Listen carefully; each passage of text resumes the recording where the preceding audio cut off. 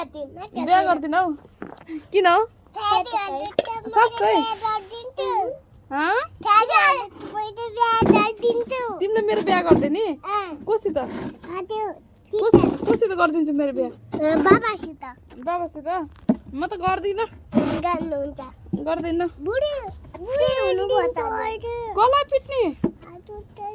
आफ्नो मम्मीलाई पनि पिट्छन् र साँच्चै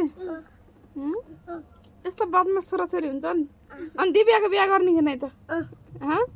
दिव्याले बिहा गर्ने कि नै नगर्ने दियानले अघि अघि उसलाई के गरेको गरे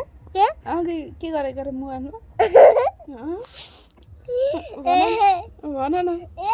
के गरेको अनि आफ्नो सासूले बुहारीलाई के गरेको थिइन् बुढीलाई लुसेको म पनि तिम्रो बुढीले भन्नु यस्तो यस्तो गराइदिन्छु हुन्छ कि नै हुन्छ कि बिहा गर्दिन हो ज्ञानी भएर पढ्ने पहिला धेरै पढ्ने ठुलो मान्छे भएस बल्ल है हुन्छ पछि पछि हुन्छ बिहा गर्दिन हौ र अनि कति पढ्छौ नि तिमी पढ्छौ कि नै त पढाइ कति पढ्छौ धेरै पढ्छौ असल भएर पढ्नुपर्छ है